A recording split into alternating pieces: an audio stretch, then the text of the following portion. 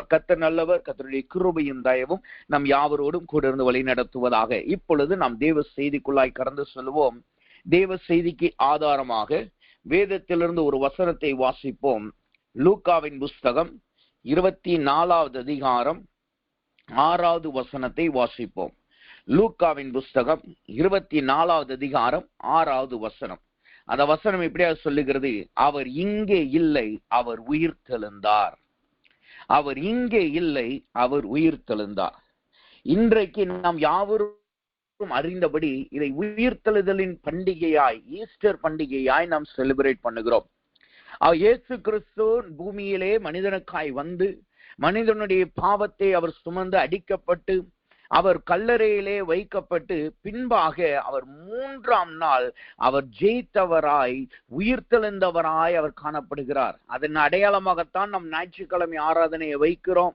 அதன் அடையாளமாகத்தான் இன்றைக்கு நாம் செலிப்ரேட் பண்ணுகிற ஈஸ்டர் பண்டிகை காணப்படுகிறது. அப்ப இந்த ஈஸ்டர் பண்டிகையிலே வந்திருக்கிற நாம் இந்த உயிர்த்தெழுதலிலே காணப்பட்ட ஒரு பொருளை குறித்து தான் நாம் இன்றைக்கு தியானிக்க போகிறோம். உயிர்த்தெழுதல் அல்லது ஈஸ்டர் பண்டிகை என்றாலே அதிகாலையில எழுந்திருப்பதும், அதில் இயேசுவானவர் தம்மை மகதலேனா மரியாளுக்கு வெளிப்படுத்தினதையும் சீசர்களுக்கு வெளிப்படுத்தின காரியங்களை குறித்து தான் நாம் பார்க்கிறோம். குறிப்பா எம்மாவூர் சீசர்களுக்கு வெளிப்படுத்தின. ஆனால் இந்த உயிர்த்தெழுதலிலே இன்னொரு ஒரு பொருள் மறைமுகமாய் அதிலே சம்பந்தப்பட்டதாய் காணப்படுகிறது. அது உயிர்த்தெழுதலின் அடையாளமாகவும் காணப்படுகிறது. அது என்ன பொருள்? அதை குறித்து தான் நாம் இன்றைக்கு தியானிக்க போகிறோம். அது நம்மளுக்கு ஒரு காரியங்களை தேவனால் விருப்பப்பட்ட அல்லது தேவனால் சொல்லப்படுகிற ஒரு காரியத்தை அது நம்மளுக்கு கற்றுக் கொடுக்கிறதாயும் காணப்படுகிறது. அது எந்த பொருள் என்று நாம் பார்த்தோம் என்றால், லூக்காவின் புஸ்தகம் 24வது அதிகாரம் 12வது வசனத்தை வாசிக்கும் பொழுது அந்த வசனம் இப்படியாக சொல்லுகிறது: பேதுருவோ எழுந்திருந்து கல்லறை இடத்திற்கு ஓடி அதற்குள்ளே குனிந்து பார்க்கையில் சீலைகளை தனிப்பட வைத்திருக்க கண்டு சம்பவித்ததை குறித்து தன்னில் ஆச்சரியப்பட்டு கொண்டு போனான். இதுல பாருங்கள், ஒரு வார்த்தை போடப்பட்டுள்ளது, ஒரு பொருளின் பெயர் போடப்பட்டுள்ளது. அந்த பொருள் என்னவாம்? சீலை. இயேசுவினுடைய உயிர்த்தெழுதலிலே மிகவும் அடையாளமாய் காணப்பட்ட ஒரு பொருள் அதுதான் சீலை. கல்லறை திறந்திருந்தது, கற்கள் திறந்திருந்தது, அது எல்லாம் உண்மைதான். அது கல்லறை திறக்கப்படுகிறது அல்லது யாராவது, ஏன்னா ஸ்திரீகள் அவர்களுக்குள்ளாகவே கலங்கிட்டு போறாங்க. நமக்காக யார் கல்லறையை திறப்பார்கள் என்று போறாங்க. அப்ப அது ஒரு வழக்கமாய் அவர்களுக்கு காணப்பட்டிருக்கு. ஆனா இயேசு அங்கு இல்லை. அவர் மரித்ததிலிருந்து உயிர்த்தெழுந்தார் என்பதற்கு அடையாளம் எது என்றால் அதுதான் அந்த சீலையாய் காணப்படுகிறது. அது அவருடைய உயிர்த்தெழுதலின் அடையாளமாய் காணப்படுகிறது. அப்படிப்பட்ட அந்த சீலையிலே தேவன் இன்றைக்கு அது காரியங்களை நம்மளுக்கு கற்றுக் கொடுக்கிறவராய் காணப்படுகிறார். நீங்க முழு வேதாகமத்தில் பார்த்தோம் என்றால் நாம் சீலை என்பது தேவனோடு அநேக நேரங்களிலே சம்பந்தப்பட்டதை நாம் பார்க்க முடியும். யாத்ராகமத்தின் புஸ்தகம் 27வது அதிகாரம் 21 வாசித்தோம் என்றால் தேவனுடைய சாட்சியின் பெட்டி வைக்கப்பட்ட ஸ்தலத்தை மூடுகிறதும் இந்த சீலையாய் காணப்பட்டது.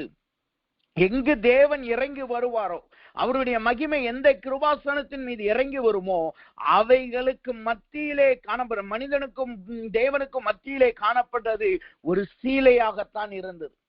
அது அவருடைய ஆசரிப்பு கூடாரத்தில் காணப்பட்டது. தேவனுக்கென்று கட்டப்பட்ட முதல் கூடாரம் அதுதான். அந்த கூடாரத்திலும் காணப்பட்ட முதல் பொருள் சீலையாய் காணப்படுகிறது. இரண்டாவதா நாம் பார்த்தோம் என்றால் இயேசு மரித்தார். இயேசு பாவத்திற்காய், மனிதனுக்கு பாவத்திற்காய் தன் ஜீவனை கொடுத்தார் என்பதற்கு அடையாளமாகவும் மத்தேயு புஸ்தகம் 27:51 சொல்லுகிறது, தேவ ஆலயத்தின் திரை சிலை மேலே இருந்து கீழே வரை 2ஆய் கிழிந்தது என்று நாம் பார்க்கிறோம். அவர் மனிதனை பாவத்திலிருந்து விலக்கி பிதாவுக்கும் மனிதனுக்கும், பிதாவுக்கும் பிள்ளைகளுக்கும் ஒரு சம்பந்தத்தை ஏற்படுத்துகிறார் என்பதற்கு அடையாளமாக அமைந்தது அது தேவனுடைய ஆலயத்தில் காணப்பட்ட அந்த சீலை அடையாளமாய் அமைகிறது. அது மாத்திரமல்ல, இயேசு யோவான் புஸ்தகம் 13:5 நாம் படித்து பார்த்தோம் என்றால் இயேசு கிறிஸ்து தம்முடைய சீஷர்களுக்கு தாழ்மையையும் ஊழியக்காரன் என்பதற்கு எப்படி காணப்பட வேண்டும் என்பதையும், அவர்கள் எதிர்காலத்தில் எப்படியெல்லாம் ஊழியம் செய்ய வேண்டும் என்பதை இந்த சீலையை வைத்துதான் அங்கு கற்றுக் கொடுக்கிறார். அவரை பந்தியிலிருந்து எழுந்து சீலையை தன்னை கட்டிக்கொண்டு ஒரு பாத்திரத்துல தண்ணி எடுத்து அவர்கள் பாதத்தை கழுவி அந்த சீலையால் தான் அங்கு துடைக்கிறதை நாம் பார்க்கிறோம்.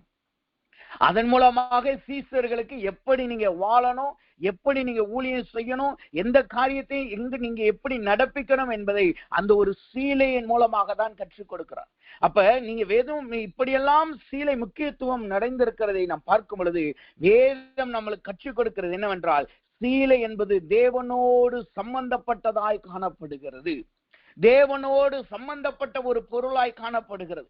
அப்ப இன்றைக்கு தேவ சமூகத்துல வந்திருக்கிற நாம் இந்த உயிர்த்தெழுதலின் அடையாளமாய் காணப்படுகிற இன்னொரு பொருள் என்னவென்றால் அதுதான் அந்த சீலை.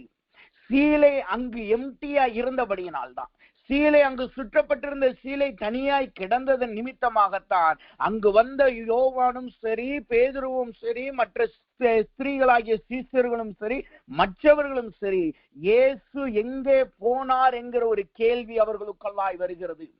இயேசுவின் சரீரம் எங்கே போனது என்கிற கேள்வி அவர்களுக்குள்ளாய் வருகிறது. அவர்களுக்கு நினைவில்லை. இயேசு கிறிஸ்து ஏற்கனவே சொன்னார், நான் பாவிகளுக்காய் மரிப்பேன், 3ஆம் நாள் உயிர்ப்பேன் என்று. அது அவர்களுடைய நினைவில் இல்லை.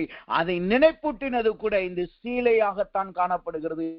அந்த சீலை, சுற்றப்பட்ட சீலை தனியாய் கிடப்பதையும் அங்கு சரீரம் இல்லாததையும் பார்த்துதான் அவர்கள் இயேசு உயிர்த்தெழுந்தார் என்பதை நினைவு கூறும்படியாய் நடக்கிறதை நாம் பார்க்கிறோம்.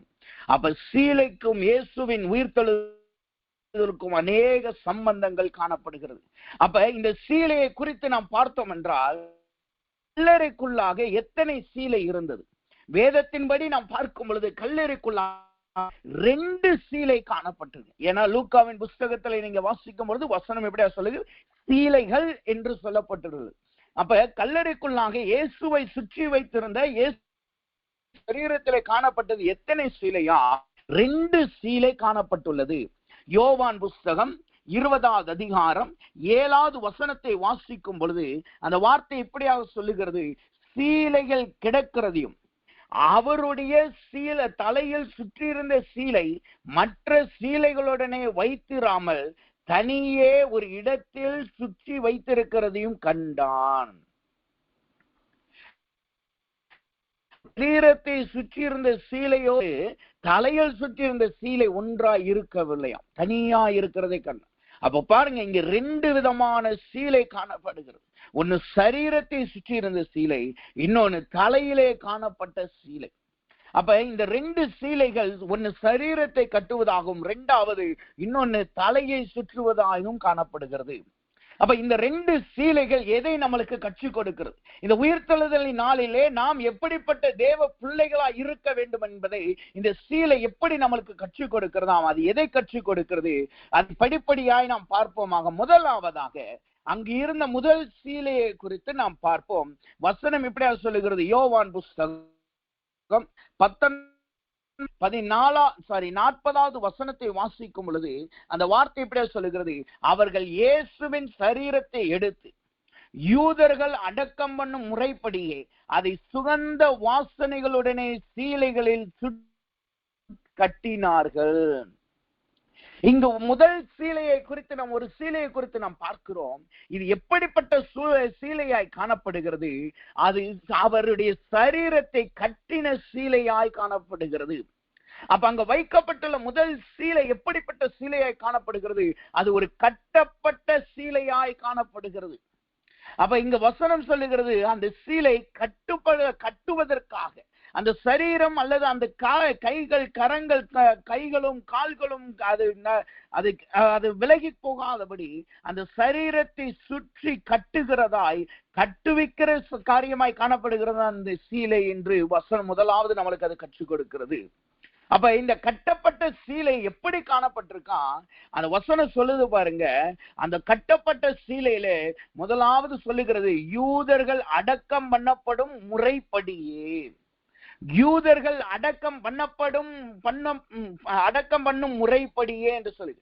அப்ப அந்த சீலையிலே காணப்படுவது முதலாவது காரியம் என்ன? அது ஒரு ஒழுங்கின் காரியத்தை காட்டுகிறது. அது ஒரு ஒழுங்குமுறையை நிறைவேற்றுகிற சீலையாய் காணப்பட்டிருக்கு. இரண்டாவது அந்த சீலை என்ன இருக்கிறது? வசனம் சொல்லுகிறது, அதே வசனம், அதை சுகந்த வர்க்கங்களோடனே சீலையிலே சுற்றி கட்டினார்கள். சுகந்த வர்க்கம் அந்த சீலையிலே காணப்பட்டது. நல்ல வாசனை நிறைந்த பொருட்கள், நல்ல வாசனை கொடுக்க வேண்டிய சுகந்த வர்க்கங்கள் இந்த சீலையிலே காணப்பட்டது.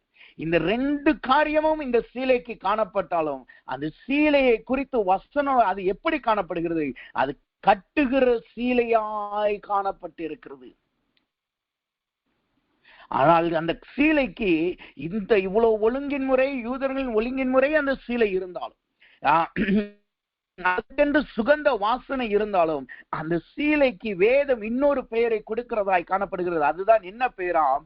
யோவான் புஸ்தகம் 11வது அதிகாரம் 44வது வசனத்தை வாசிக்கும் பொழுது அந்த வசனம் இப்படியா சொல்லுகிறது, மரித்தவன் வெளியே வந்தான், அவன் கால்களும் கைகளும் பிரேத சீலைகளினால் கட்டப்பட்டிருந்தது.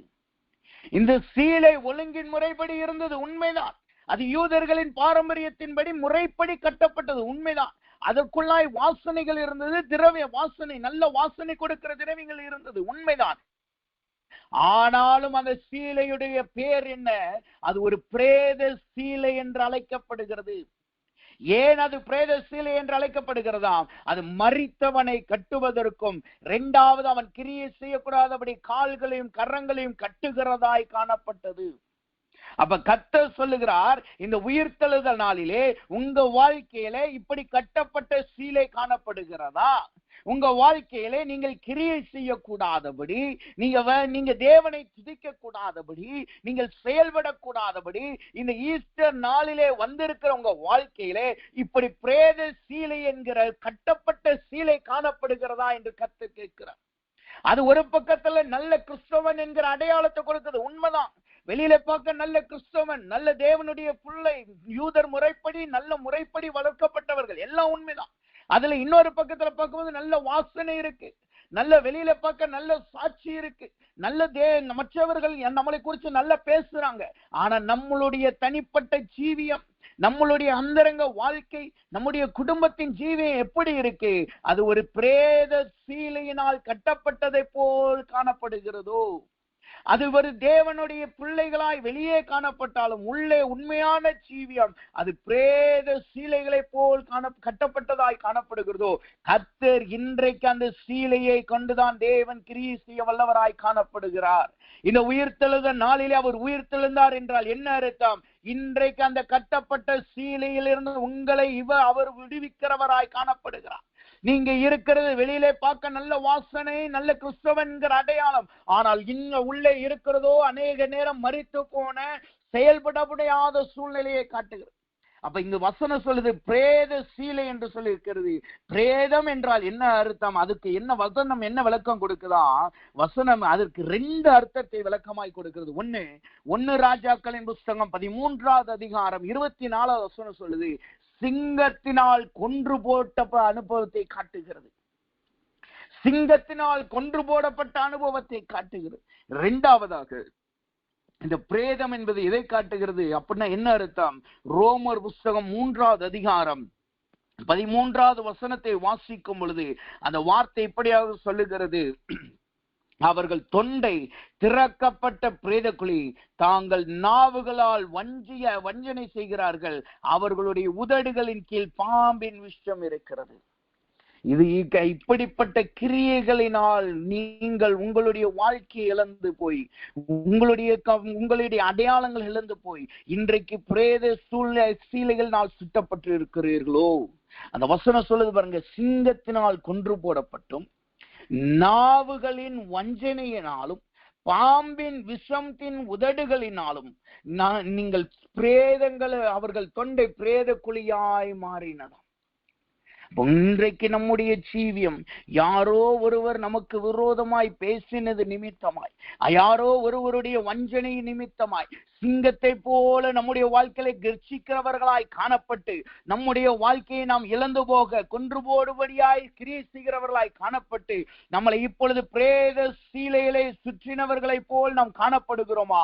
கர்த்தர் சொல்லுகிறார், இன்றைக்கு அந்த பிரேத சீலையிலிருந்து அவர் விடுவிக்கிறவராய் காணப்படுகிறார். ஏனென்றால் வசனம் சொல்லுது பாருங்க, லூக்காவின் புஸ்தகம் 24வது அதிகாரம் 11வது வசனம் இப்படியாக சொல்லுகிறது, இவர்களுடைய வார்த்தைகள் அவர்களுக்கு வீண் பேச்சாய் தோன்றினபடினால் அவர்கள் இவர்களை நம்பவில்லை. பேதுரு 12வது வசனம், பேதுரு எழுந்து கல்லருக்கு ஓடி அதற்கு முன்னே குனிந்து பார்க்கையில் சீலை தனிப்பட வைத்திருக்க கண்டு, சீலைகளை தனிப்பட வைத்திருக்க கண்டு. இன்றைக்கு தேவன் இந்த உயிர்த்தெழுந்த நாளிலே இந்த சீலையை குறித்து தேவன் வெளிப்படுத்துகிறார் என்றார். சத்ருவின் வஞ்சனையினாலும் அவனுடைய பொய் உதடுகளினாலும் அவனுடைய கர்ச்சிக்கிற அந்த யுத்தத்தின் கர்ச்சிக்கிற சத்தத்தினாலும் நீங்கள் கொன்று போடப்பட்ட நிலைமைக்கு மாறி நீங்கள் இன்றைக்கு சீலைகளினால் கட்டப்பட்டு காணப்படுகிறீர்களோ? கர்த்தர் சொல்லுகிறார், இன்றைக்கு இந்த உயிர்த்தெழுந்த நாளிலே அவர் உங்களை சூழ்ந்திருக்கிற சீலையை தனியே அவர் உருவி போடுகிறார். இதுவரைக்கும் அது கட்டப்பட்டிருந்தது உண்மைதான், இதுவரைக்கும் அது உங்களை சூழ்ந்திருந்தது உண்மைதான், உங்கள் கைகளையும் கால்களையும் கட்டி போட்டது உண்மைதான், நீங்கள் நகல முடியாதபடி கட்டி போட்டது உண்மைதான். ஆனால் இந்த அதிகாலை வேளையிலே உயிர்த்தெழுந்த கிறிஸ்துவானவர் தம்முடைய உயிர்த்தெழுந்த வல்லமையை கொண்டு அந்த சீலையை தனியே எடுத்து போடுகிறார். நம்முடைய சரீரத்தில் காணப்படுகிற அந்த பிரேதத்தின் சீலையை தேவன் எடுத்து போடுகிறார். அப்ப முதலாவது காணப்பட்ட சீலை கட்டப்பட்ட சீலை. அந்த கட்டுகளை தேவன் இன்றைக்கு அவிழ்க்கிறவராய் காணப்படுகிறார். இன்னைக்கு நீங்க எந்த சீலையிலே காணப்படுகிறீர்கள்? எப்படிப்பட்ட கட்டிலே நீங்கள் காணப்படுகிறீர்கள்? யாருடைய வஞ்சனையினால் நீங்கள் மாட்டிக்கொண்டிருக்கிறீர்களா? அல்லது நான் விஷத்தின் உதடுகளினால் மாட்டிக்கொண்டு காணப்படுகிறீர்களா? அல்லது சீலையினால் சுற்றப்பட்ட அனுபவத்தில் காணப்படுகிறீர்களா? அவைகளிலிருந்து தேவன் இந்த ஈஸ்டர் நாளிலே உங்களை உயிர்ப்பிக்கிறவராயும் உங்களை விடுதலையாக்குகிறவராயும் காணப்படுகிறார். இந்த சீலை அவர்களை சுற்றினதுனால அவர்களுக்கு என்ன பேர் வருதாம்? அவர்களை நகல முடியாதபடியினால் கட்டுகிறதுனாலே அவர்கள் பிரேதங்கள் என்று அழைக்கப்படுகிறார். ஏன்னா இயேசு கிறிஸ்து லாசருவை வெளியே கொண்டு வந்த பிறகும் அவனுடைய கட்டுகள் இருந்ததுனால அவனை இன்னும் லாசரு என்று அழைக்கவில்லை, பேதுரு பிரேதம் என்றுதான் சொன்னார்கள். அப்ப தேவன் சொல்லுகிறார், நீங்க அந்த சீலையினால் சூழப்பட்டது நிமித்தமாய் இன்றைக்கு நடமாட முடியாதபடி ஒரு கோமாவில் இருக்கிறவர்களோ அல்லது பிரேதத்தை போல் மரித்தவர்களை போல காணப்படுகிறீர்களா? என்னையா இது வாழ்க்கை? நான் இப்படிப்பட்ட வாழ்க்கையை வாழணுமா? நான் ரட்சிக்கப்பட்டுட்டேனே, தேவ சமூகத்துல ஜெபிக்கிறேனே, ஏன் இப்படி நான் வாழணும்? ஏன் என்னுடைய வாழ்க்கை ஒரு மரணத்தின் வாழ்க்கையை போல இருக்கே? என்னுடைய சத்தத்திற்கு எங்கேயும் மதிப்பில்லையே, நான் எவ்வளவுதான் ஜெபித்தாலும் எனக்கு விடுதலை இல்லையே என்று யோசித்துக் கொண்டிருக்க தேவ பிள்ளைகளுக்கு கர்த்தர் இன்றைக்கு அதிகாலை வேளையிலே அவர் அந்த சீலையை தனியே எடுத்து போடுகிறார். அவர் அந்த சீலையை தனியே எடுத்து போட்டு அவர் ஜீவியத்தின் தேவனாய் உயிர்த்தெழுதின் தேவனாய் உங்களுக்கு வெளிப்படுகிறார். இதனால் என்ன நடக்கிறது? இதை குறித்து வசனம் என்ன சொல்லுகிறது? அது ஒரு வாக்குத்தத்த வசனமாய் இந்த வசனம் நம்மளுக்கு வேதம் கற்றுக் கொடுக்கிறது. அது என்ன வசனம்? எசேக்கியேலின் புஸ்தகம் 37வது அதிகாரம், எசேக்கியேலின் புஸ்தகம் 37வது அதிகாரம் 12வது வசனத்தை வாசிக்கும் பொழுது அந்த வசனம் இப்படியாக சொல்லுகிறது, ஆகையால் நீ தீர்க்க தரிசனம் உரைத்து அவர்களோடு சொல்ல வேண்டியது என்னவென்றால், கர்த்தராகிய ஆண்டவர் உரைக்கிறார், இதோ என் ஜனங்களே, நான் உங்கள் பிரேத குழிகளை திறந்து உங்களை உங்கள் பிரேத குழியிலிருந்து வெளிப்படவும் உங்களை இஸ்ரவேல் தேசத்திற்கு வர பண்ணுவேன். கர்த்தர் சொல்லுகிறார், அவர் சீலையை உருவி போடுகிறார் என்றால் என்ன அர்த்தம்? நாம் இருக்கிற பிரேத குழியிலே அவர் இறங்குகிறார். அந்த வசனம் தெளிவாய் சொல்லுது பாருங்க. ஜனங்களுடைய பிரேத குழி என்று சொல்லவில்லை, இஸ்ரவேலருடைய பிரேத குழி என்று சொல்லவில்லை. வசனம் தெளிவாய் சொல்லுகிறது, அவர்களிடத்துல சொல்ல வேண்டியது என்றால், என் ஜனங்களே, நான் உங்கள் பிரேத குழிகளை திறந்து, ஒவ்வொரு தேவ பிள்ளைக்கும் ஒவ்வொரு மனுஷனுக்கும் ஒவ்வொரு காரியம் பிரேத குழியாய் காணப்படும். சிலருக்கு அவர்களுடைய பொருளாதாரம் பிரேத புலியை போல இருக்கும், சிலருக்கு அவர்கள் வாழ்க்கை பிரேத குழியை போல இருக்கும். சிலருக்கு அவர்கள் செய்கிற ஊழியம் கூட பிரேத குழியை போல் காணப்படும். சிலருக்கு அவர்கள் ஜீவிக்கிற ஜீவியம், அதாவது வாழ்க்கை முறை அவர்களுக்கு பிரேத குழியை போல காணப்படும். எந்த பிரேத குழியா இருந்தாலும் பரவாயில்லை, கர்த்தர் இந்த உயிர்த்தெழுதலின் வல்லமையிலே அவர் கல்லறையிலிருந்து உயிர்த்தெழுந்தார் என்றால் என்ன அர்த்தம்? அவர் இன்றைக்கு நம்முடைய பிரேத குழியிலே அவர் இறங்குகிறார், அவைகளை திறக்கிறார், அவைகளிலிருந்து நம்மளை வெளிப்பட பண்ணுகிறார். அது மாத்திரமல்ல, அவர் இஸ்ரவேல் தேசத்திற்கு வர பண்ணுவேன் என்கிறார். அப்படின்னா என்ன அர்த்தம்? எந்த சூழ்நிலையிலிருந்து நீங்கள் தள்ளப்பட்டீர்களோ, எந்த இடத்திலிருந்து உங்களை அவர்கள் பிரேதத்தை போல் மாற்றினார்களோ, அதே இடத்திலே உங்களை ஜீவனுள்ளோராய் தேவன் மாற்றுகிறார். உங்களை ஜீவனுள்ளோராய் தேவன் மாற்றுகிறார். இந்த உயிர்த்தெழுந்த நாளிலே கர்த்தர் இதை வாக்குத்தத்தமாய் நம்மளுக்கு கொடுக்கிறார். அந்த வார்த்தையை சொல்லுது பாருங்க, தீர்க்க தரிசனம் உரைத்து அவர்களோடு சொல்ல வேண்டியது என்னவென்றால், கர்த்தராகிய ஆண்டவர் உரைக்கிறார். இந்த அதிகாலை வேளையிலே தேவன் அவர்கள் நம்மளிடத்திலே சொல்லுகிறதாவது, அவர் இன்றைக்கு நம்முடைய பிரேத குழியில இறங்கி நம்முடைய சீலைகளை உருவி போட்டு அவர் நம்மளை வெளியே கொண்டு வருகிறார். நாம் எந்த இடத்திலிருந்து தள்ளப்பட்டோமோ அதே இடத்திலே கர்த்தர் நம்மளை உயர்த்தி வைக்கிறார். இதுதான் இயேசுவின் சரீரத்திலே காணப்பட்ட முதல் சீலை உருவி போட்டதற்கான அடையாளம். இயேசுவின் சரீரத்திலே காணப்பட்ட அவருடைய சுற்றி இருந்த சீலை அந்த உயிர்த்தெழுதலின் நாளிலே தனியாய் உருவப்பட்டு போனது, உரிந்து போடப்பட்டது. அதே போல நம்முடைய வாழ்க்கையிலும் கர்த்தர் செய்ய வல்லவராய் காணப்படுகிறார். இரண்டாவதாக அங்கு ஒரு சீலை காணப்படுகிறது. அந்த என்ன சீலையாம்? அதே யோவான் புஸ்தகம் 20வது அதிகாரம் 7வது வசனத்தை வாசிக்கும் பொழுது அந்த வசனம் இப்படியாக சொல்லுகிறது, சீலைகள் கிடக்கிறதையும் அவருடைய தலையில் சுற்றி இருந்த சீலை மற்ற சீலைகளுடனே வைத்திராமல் தனியே ஒரு இடத்தில் சுற்றி வைக்கப்பட்டிருக்கிறதையும் கண்டான். இந்த சீலை எங்கு காணப்படுகிறது? அது தனியே காணப்படுகிறது. முதல் சீலை அவருடைய சரீரத்திலிருந்து உருவி போட்டு அங்கு தூரமாய் வைக்கப்பட்டுருச்சு. அது அவருடைய சரீரத்துல இல்லை, அது அப்படியே அவருடைய சரீரம் மறுரூபமாக்கப்பட்டு அவர் உயிர்த்தெழுந்து விட்டார். அது அவருடைய சரீரத்தில் இல்லாமல் அங்கு தனியே தள்ளப்பட்டு போயிடுச்சு. ஆனா இந்த சீலை எப்படி காணப்படுறது பாருங்க, அவர் தலையில் சுற்றப்பட்டிருந்த சீலை மற்ற சீலைகளோடு இல்லாம அது சுற்றி வைக்கப்பட்டிருந்ததாம். அது சுற்றி வைக்கப்பட்டிருந்தது. அது எங்கு சுற்றி வைக்கப்பட்டிருக்கிறது? தனியே அது சுற்றி வைக்கப்பட்டிருந்தது.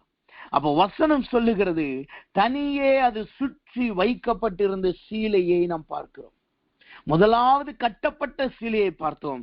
அந்த கட்டப்பட்ட சீலையிலிருந்து தேவன் நம்மளுக்கு விடுதலை கொடுக்கிறார், ஜீவனை கொடுக்கிறார், மரணத்திலிருந்து உயிர்ப்பிக்கிறார். இரண்டாவது சீலையை பார்க்கிறோம். அது எப்படிப்பட்ட சீலையாய் காணப்படுகிறதாம்? அது சுற்றப்பட்ட சீலையாய் காணப்படுகிறது.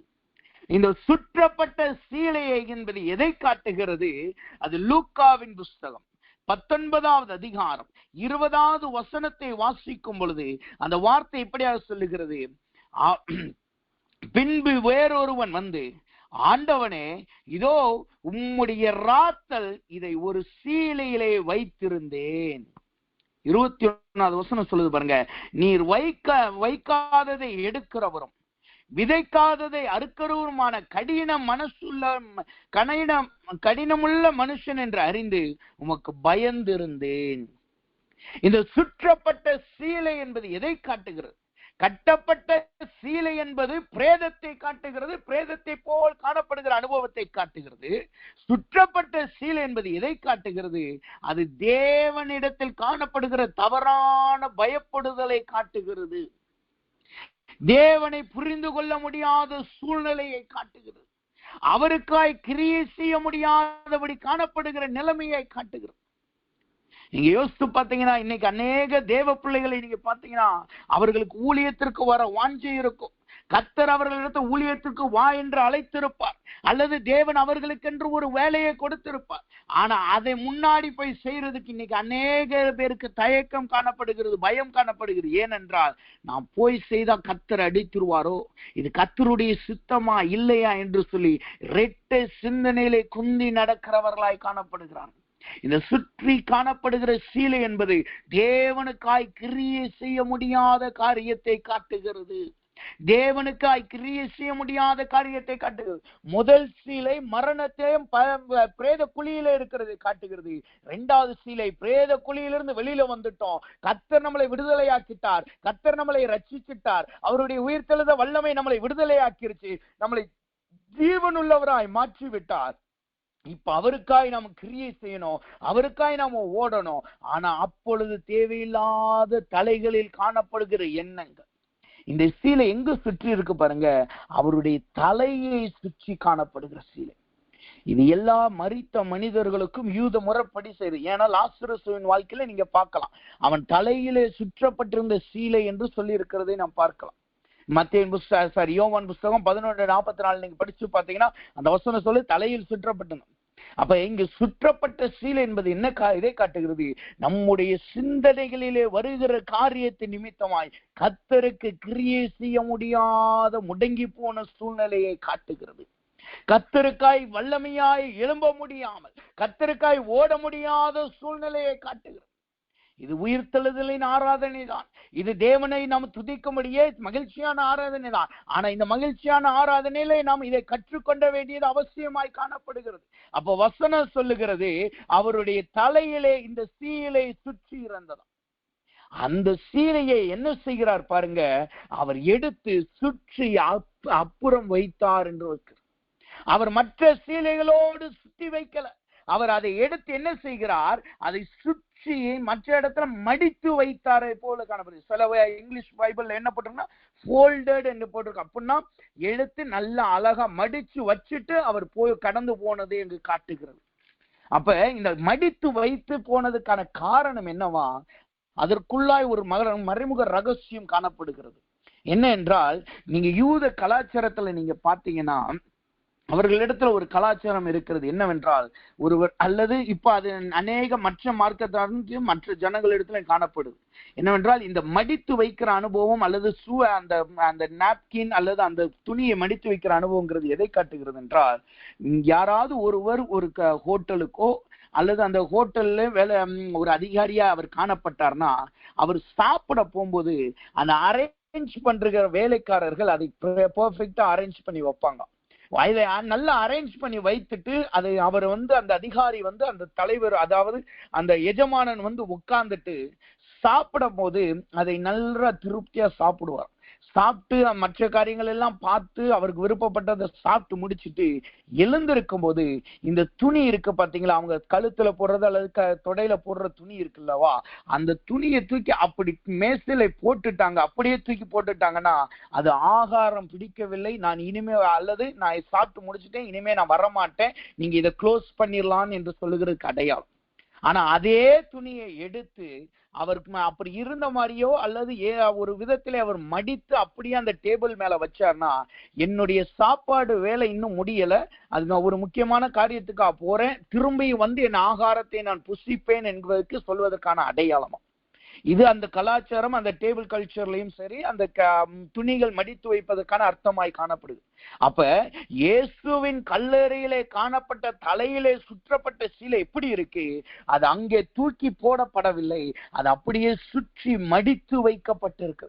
அது எதை காண்பிக்கிறது, கிறிஸ்துவானவர் தம்முடைய சீஷர்களுக்கு வெளிப்படுத்துகிறார், நான் இன்றைக்கு மரித்தேன், நான் இன்றைக்கு உயிர்த்திருந்திருக்கிறேன், நான் பிதாவின் இடத்துல போய் உங்களுக்கென்று ஒரு இடத்தை ஆயத்தம் பண்ணி நான் மீண்டும் வருவேன் என்கிறதை காட்டுகிறது.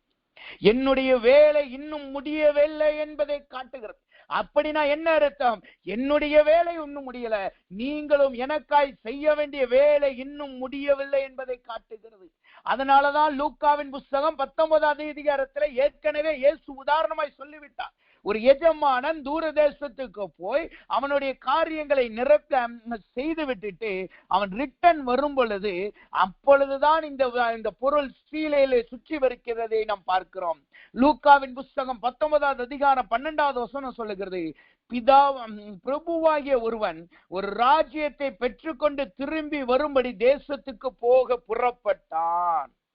எப்படி இந்த பிரபுவானவர் புறப்பட்டு போனாரோ அதே போலதான் கிறிஸ்து மரித்து 3ஆம் நாள் உயிர்த்தெழுந்து அவர் பிதாவின் அண்டையிலே போய் சேர்ந்தார். அதே போல இந்த லூக்கா 19:13 சொல்லு பாருங்க, புறப்பட்டு போகும்போது அவன் தன் ஊழியக்காரர் 10 பேரை அழைத்து அவர்களிடத்தில் 10 ராத்தல் திரவியத்தை கொடுத்து நான் திரும்பி வரமளவும் இதை கொண்டு வியாபாரம் பண்ணுங்கள் என்று சொன்னான். அவனுடைய ஊழியக்காரர் அவர்கள் அந்த வசனம் சொல்லு, வியாபாரம் பண்ணு. இதே போலதான் கிறிஸ்துவானவர் சொல்லுகிறார். அவர் நம்மை ஊழியக்காரர்களாய் அழைத்து நம்மளை தேவனுடைய பிள்ளைகளாய் தெரிந்தெடுத்து அவருக்காய் நாம் கிரியை செய்ய வேண்டும் என்பதை எதிர்பார்க்கிறார். அதனாலதான் இந்த சீலையானது சுற்றி வைக்கப்பட்டது. அதுல பாருங்க, அந்த சீலையானது சுற்றி மற்ற சீலைகளோடு வைக்கல, கர்த்தர் தனியே பிரித்து வைத்திருக்கிறார். இயேசு உயிர்த்தெழுந்த நாளிலே அதை பிரித்து வைத்திருக்கிறார். அப்ப கர்த்தருடைய வசனம் அது என்னது, அது எதை கற்றுக் கொடுக்கிறது? இன்றைக்கு தேவன் உயிர்த்தெழுந்தார். இன்றைக்கு தேவன் நம்மளை விடுதலையாக்கி இருக்கிறார். நம்மளை பிரேத குலையிலிருந்து நம்மளை விடுதலையாக்கி இருக்கிறார். நம்மளுக்கு ஒரு ரட்சிப்பை கொடுத்திருக்கிறார். நம்மளை தேவ பிள்ளைகளாய் மாற்றி இருக்கிறார். ஆனால் அதோடு தேவன் நம்மளை விட்டுட்டு போகல. அவர் சொல்லுகிறார், நான் தூர தேசத்துக்கு போய் உங்களுக்கென்று ஒரு ராஜ்யத்தை ஆயத்தம் பண்ணுகிறேன், ஆனாலும் நான் திரும்பி வருவேன், நான் வரும் மளவும் எனக்காய் நீங்கள் ஊழியம் செய்யுங்கள் என்று சொல்லுகிறார். இதுதான் கல்லறையிலே காணப்பட்ட சீலையின் 2வது காரியத்தை வெளிப்படுத்துகிறது. அப்ப ஈஸ்டர் ஆராதனை என்பது அவருடைய உயிர்த்தெழுதலை மட்டும் நாம செலிப்ரேட் பண்ணுகிறது அல்ல, அவருடைய உயிர்த்தெழுதலை மாற்றம் கொண்டாடுகிறது மாத்திரம் அல்ல. இந்த உயிர்த்தெழுதல் நாளிலே நாம என்ன செய்யணும்?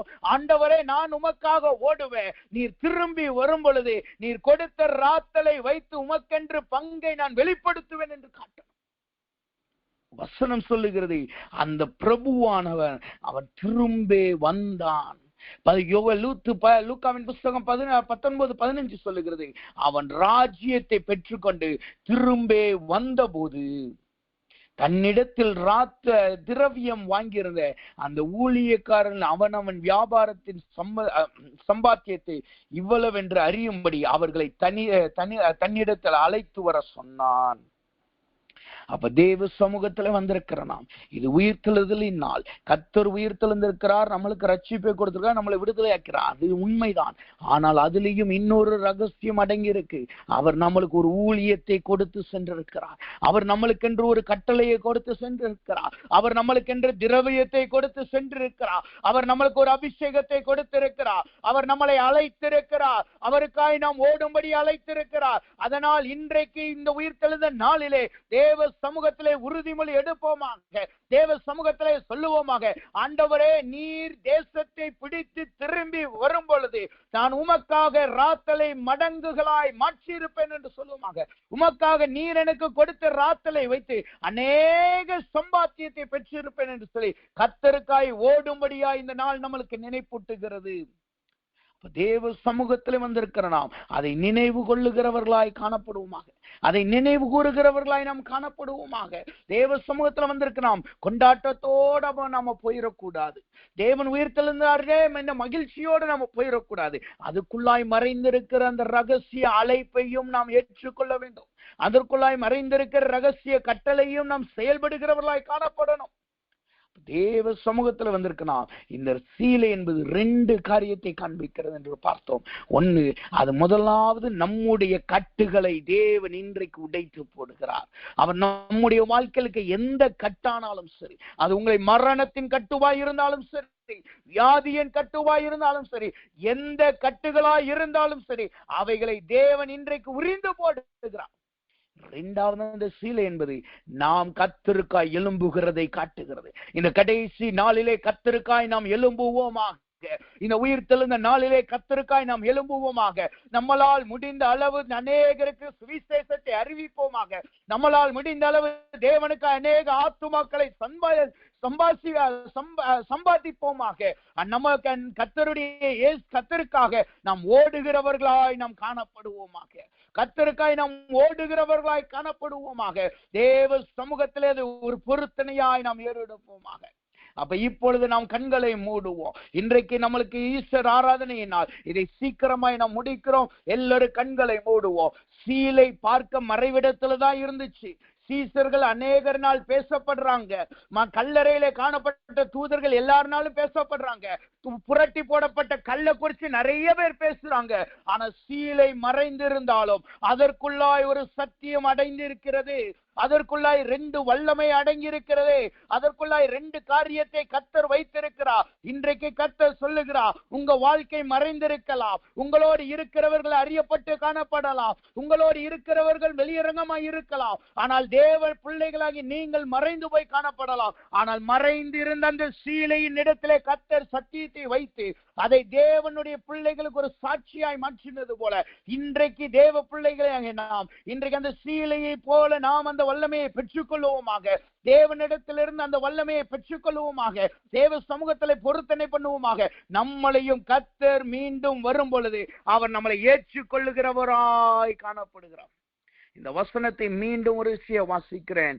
லூக்கா 19:15 மாத்திரம் அந்த வசனம் சொல்லுது, அவன் ராஜ்யத்தை பெற்றுக்கொண்டு திரும்பி வந்த போது தன்னிடத்தில் திரவியம் வாங்கியிருந்த அந்த ஊழியக்காரர்கள் அவனவன் வியாபாரம் பண்ணி சம்பாதித்தது இவ்வளவு என்று அறியும்படி அவர்களை தன்னிடத்தில் அழைத்து வர சொன்னார். கர்த்தர் இன்றைக்கு உயிர்த்தெழுந்திருக்கிறார்.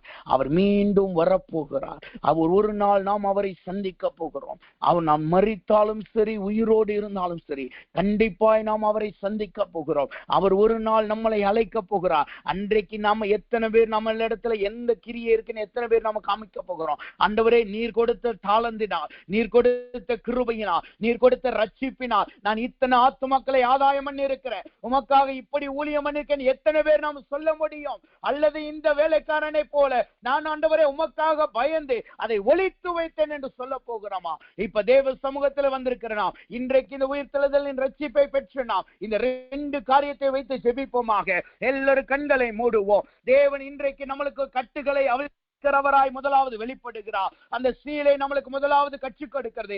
கட்டுகளை தேவன் இன்றைக்கு உரிந்து போடுகிறார். இன்றைக்கு உங்கள் கட்டுகளை தேவன் உரிந்து போடுகிறார். அவர் உங்கள் பிரேத குழிகளில் நுழைந்து உங்கள் பிரேத குழியிலிருந்து உங்களை வெளிப்பட பண்ணி இஸ்ரவேல் தேசத்துக்கு திரும்பி வர செய்ய போகிறார். உங்களை சாட்சியுள்ளவர்களாய் மாற்ற போகிறார்.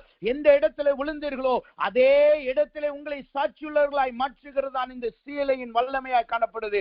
எல்லாரும் கண்களை மூடுவோம். எல்லாரும் கேளுங்க, ஆண்டவரே இந்த உயிர்த்தெழுந்த நாளிலே என்னுடைய வாழ்க்கையிலே காணப்படுகிற எல்லா கட்டுகளையும் முறித்து போடுங்கன்னு சொல்லுங்க. நாம் ஜெபிப்போம். அன்பின் பரலோக பிதாவே, உம்மை துதிக்கிறோம், ஸ்தோத்திரிக்கிறோம். இதனாலும் தேவனுடைய கிருபை கொடுத்த காய்ந்து செலுத்துகிறோம். கர்த்தாவே, ஆண்டவரே, இன்றைக்கு மறைவிடத்திலே அநேகரினால் கண்டுகொள்ளப்படாத அந்த சீலையை கொண்டு தேவன் 2 காரியத்தை நீர் எங்களுக்கு வெளிப்படுத்தினாய் ஸ்தோத்திரம். ஆண்டவரே, முதலாவது அந்த சீலை கட்டப்பட்டு காணப்பட்டது, ஆனால் அவைகளை நீர் உரிந்து போட்டது போல இன்றைக்கு உம்முடைய பிள்ளைகள் வாழ்க்கையிலே காணப்படுகிற எல்லா கட்டுகளை நீர் நிர்மூலமாக்கி போட்டு பிரேதத்தை போல் காணப்படுகிற அனுபவத்தை நீர் மாற்றி ஜீவனுள்ளவர்களாய் நீர் மாற்றினீர். அந்த உயிர்த்தெழுதல் வல்லமையுடைய பிள்ளைகள் வாழ்க்கையில் எல்லா கட்டுகளை மாற்றினக்காய் ஸ்தோத்திரம் கர்த்தாவே. அது மாத்திரமல்ல ஆண்டவரே, நீர் ஆண்டவரே நீ சொன்ன வார்த்தையின்படி மற்றொரு சீலை ஆண்டவரை சுற்றி வைக்கப்பட்டிருந்தது அல்லவா? அதே போல உம்முடைய பிள்ளைகள் உம்முடைய வருகைக்கு ஆயத்தமாவார்களாக. பரிசுத்தத்தில் மாத்திரமல்ல, கிருபையை பெற்றுக் கொள்ளுகிறது மாத்திரமல்ல, உமக்காய் அநேகரை சம்பாதிப்பார்களாக. அவர்கள் பெற்றுக்கொண்ட ரட்சிப்பை கொண்டு அநேகரை ரட்சிப்புக்குள் நடத்துவார்களாக. இனிமேல் உம்முடைய பிள்ளைகளின் மனம் சும்மா இருக்கக்கூடாது கர்த்தாவே. இனிமே கால்கள் சும்மா இருக்கக்கூடாது. அவர்கள் வாய்கள் உம்முடைய சுவிசேஷத்தை அறிவிக்க முடியாது. அவர்கள் கால்கள் ஓடுவதாக கர்த்தாவே. அப்படிப்பட்ட பலத்தையும் கிருபையும் வைராக்கியம் நீர் கொடுத்தருள்வீராக. நீர் கொடுத்த வார்த்தைக்காய் நன்றி செலுத்துகிறோம். எல்லா துதி கனமையிலும் உமக்கே செலுத்துகிறோம். ஆண்டவரே, இந்த ஈஸ்டர் நாளிலே ஆண்டவரே உம்முடைய மகன மகிழ்ச்சியும் உம்முடைய சந்தோஷம், உம்முடைய ஆண்டவரே ஆனந்த களிப்பு உம்முடைய பிள்ளைகள் வாழ்க்கையிலும் அவள் குடும்பத்தில் காணப்படுவதாக. சந்தோஷத்திற்கும் சமாதானத்துக்கும் ஆனந்த களிப்புக்கும் தடையா இருக்கிற எல்லா காரியத்தையும் நீர் நிர்மூலமாக்கி போடுவீராக. அப்படின்னு கிரியைக்காய் நன்றி செலுத்துகிறோம். எல்லா துதி கனமையும் நமக்கே செலுத்துகிறோம். இயேசுவின் நாமத்தில் ஜெபிக்கிறோம் நல்ல பிதாவே. ஆமேன், ஆமேன், ஆமேன்.